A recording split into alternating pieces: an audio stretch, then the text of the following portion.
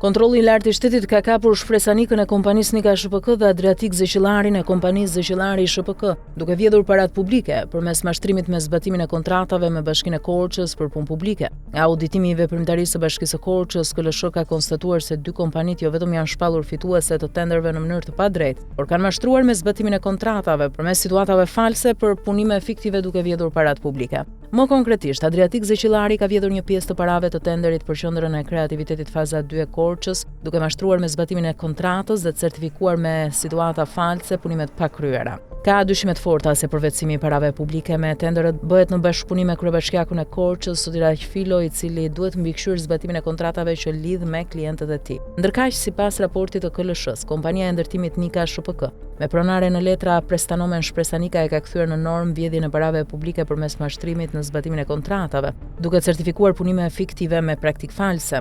Kompania duket se e ka kthyer në praktik zhvatjen e parave publike me këtë marifet edhe në bashki të tjera.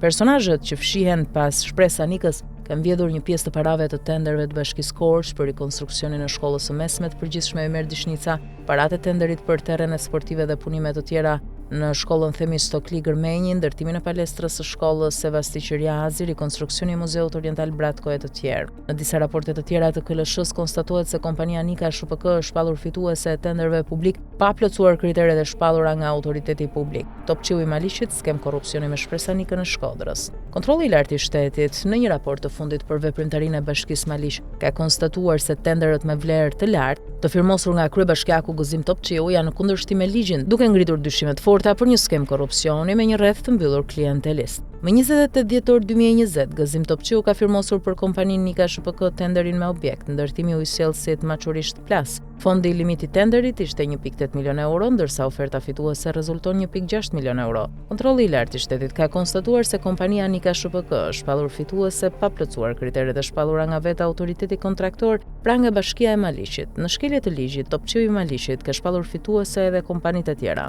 Pronare në letra e kompanisë Nika është 51 vjeçaria nga Shkodra, Shpresanika, pas të cilës fshihen disa ustallar të fondeve publike. Kompania e prestanomes Shpresanika ka marrë mbi 50 milion euro tender publike vetme dhe në bashkëpunim, në shumë raste pa plotësuar kriteret dhe duke mashtruar me zbatimin e kontratave. Vetëm gjatë 5 viteve të fundit nga arka e shtetit shqiptar kanë kaluar në llogaritë e kompanisë Nika SHPK mbi 24 milion euro në bazë të tenderëve të dyshim dhe klientelist. Po pse Kryebashkiaku Gëzim Topçiu i ka dhënë kompanisë Nika tenderi në shkelje të ligjit sipas KLSH-s? Nga rreth 200 tender që ka marrë vetëm kompania Nika SHPK, 24 tender i ka marrë vetëm nga Bashkia e Maliqit. Ky përqendrim tenderesh në një bashki plus konstatimin e KLSH-s shton më tej dyshimet për një skem korrupsioni të konsoliduar midis kompanisë Nika SHPK dhe Kryebashkiakut Gëzim Topçiu.